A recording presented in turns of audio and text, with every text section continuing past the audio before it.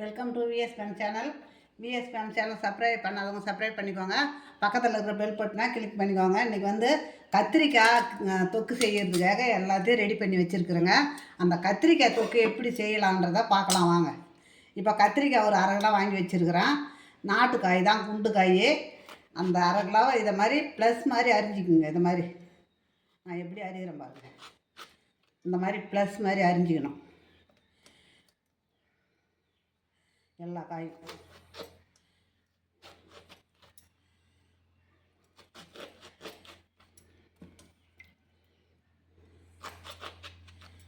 நாட்டுக்காய் தாங்க இதுக்கு நல்லா வதங்கும், காயும் நல்லா இருக்கும். நம்ம எப்படிலாம் செய்கிறோமோ அப்படி இருக்குங்க. சாப்பிட்றதுக்கு நாட்டுக்காய் தான் வதங்கி குழம்பு நல்லா மணமாகவும் இருக்கும். தொக்கு வச்சாலும் சரி, குழம்பு வச்சாலும் சரி, காயும் குழம்பும் சேர்ந்து இருக்கும். காய் வேறு குழம்பு வேறு தனித்தனியாக இருக்கும். ஒரு சில காயெலாம் அப்படி இருக்காது நாட்டுக்காய்.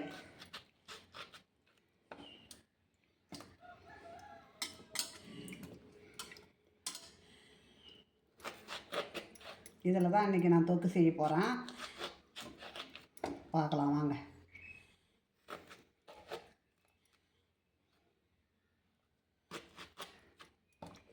இப்போ அடுப்பு ஆன் பண்ணிக்கலாங்க.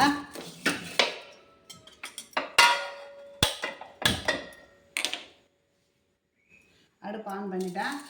இப்போ நம்ம எண்ணெய் ஊற்றிக்கலாம்.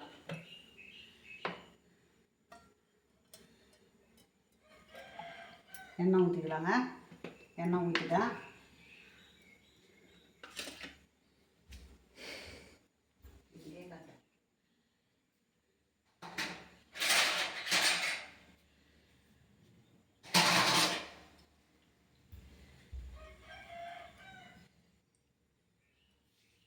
இப்போ நம்ம கத்திரிக்காயை போட்டுடலாங்க அந்த எண்ணெயில்.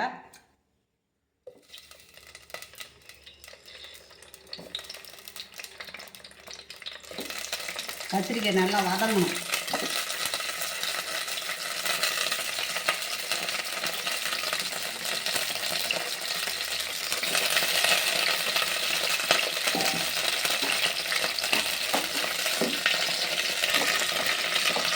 எல்லா பக்கமும் கத்திரிக்காயை நல்லா புரட்டிக்கிட்டோம்னா நல்லா 4 பக்கமும் அது வதங்கணும்.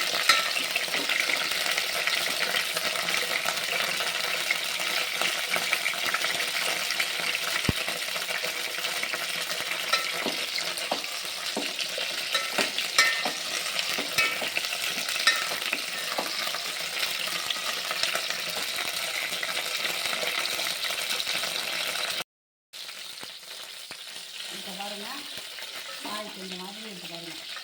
இப்போ இந்த ஸ்டேஜில் நம்ம எடுத்துக்கலாம்.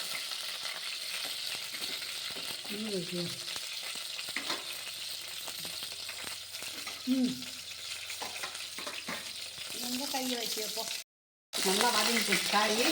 நம்ம இந்த ஸ்டேஜில் எடுத்துக்கலாம் காயை.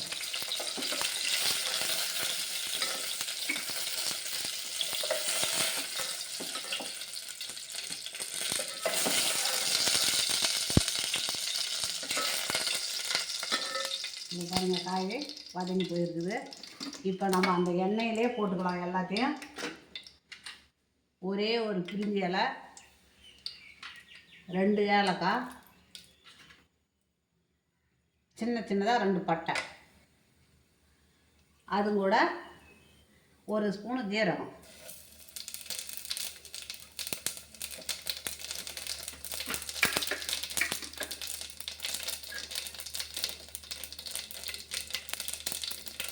ஜீரகம் நல்லா பொரிட்டோங்க. இப்போ நம்ம வெங்காயத்தை போட்டுக்கலாம். வெங்காயம் நல்லா கலர் மாறணும்.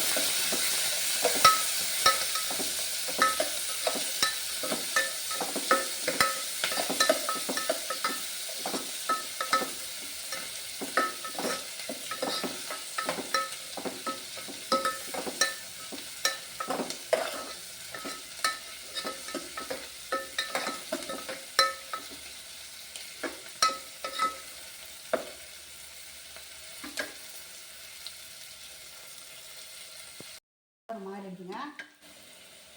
இப்போ நம்ம இஞ்சி பூண்டு இதை போட்டுக்கலாம்.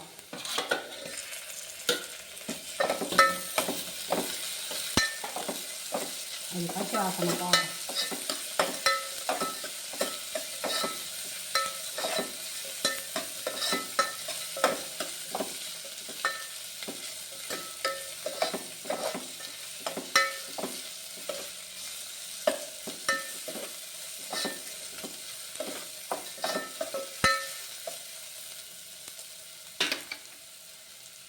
இப்போ தக்காளி போட்டுக்கலாங்க. தக்காளி பொடியாக அரிஞ்சு வச்சுருக்கிறேன்.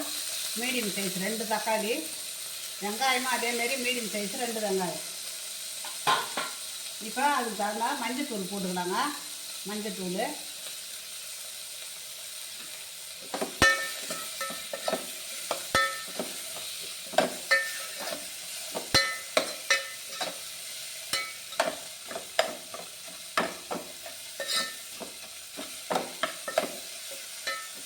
இப்போ இதுக்கு தேவையான உப்பை போட்டுக்கலாம்.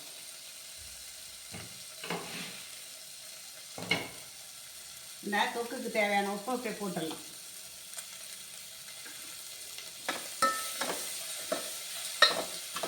தக்காளி நல்லா வதங்கும்.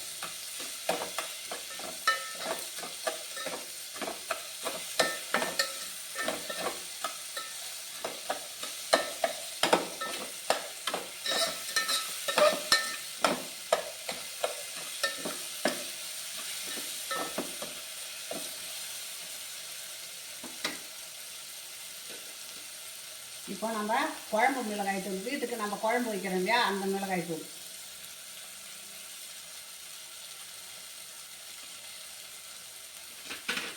இப்போ கலருக்காக காஷ்மீர் சில்லி, அது காரம்லாம் இருக்காது. இப்போ கரம் மசாலா,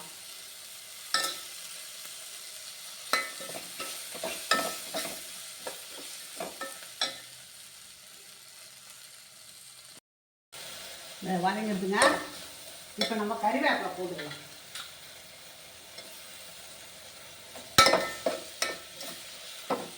எல்லாமே மசாலாலாம் நல்லா வதங்கி எண்ணெய் பிரிஞ்சிடுதுங்க. இப்போ நம்ம அதுக்கு தேவையான தண்ணி ஊற்றிக்கலாம்.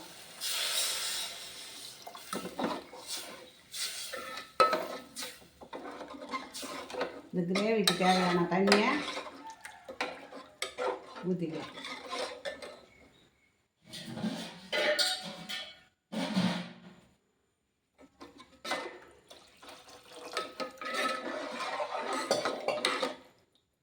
நம்ம இப்போ கத்திரிக்காயை போட்டுடலாங்க. அதில்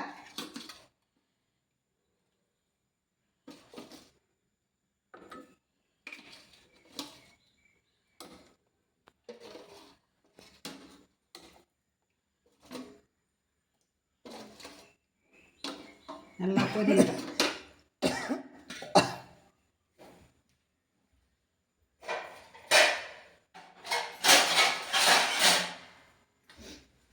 அது நல்லா கொதிக்கிட்டங்க, மூடி வச்சிடலாம்.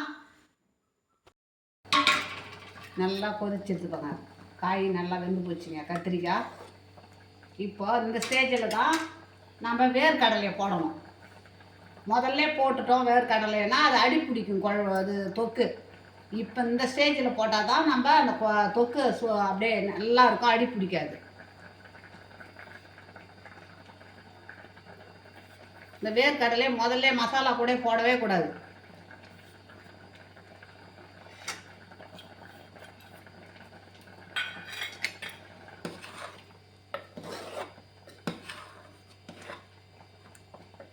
இப்போ கொஞ்ச நேரம் கொதிக்கிட்டுங்க.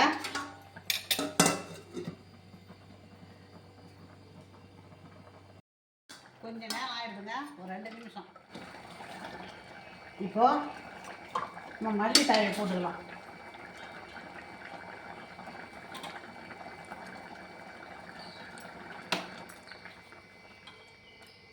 கிரேவி ரெடி ஆகிடுது.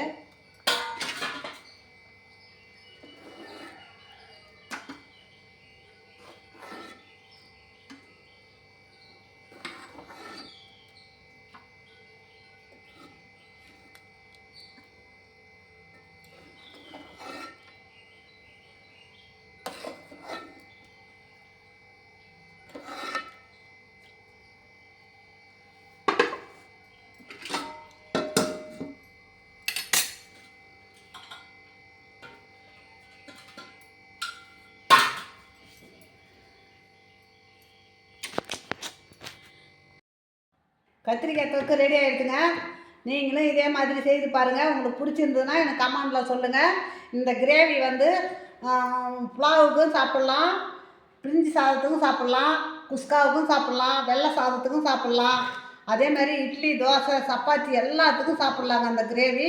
நீங்கள் இதே மாதிரி செய்து பாருங்கள். பிடிச்சிருந்ததுன்னா எனக்கு லைக் பண்ணுங்கள், கமெண்ட் பண்ணுங்கள், சப்ஸ்கிரைப் பண்ணுங்கள்.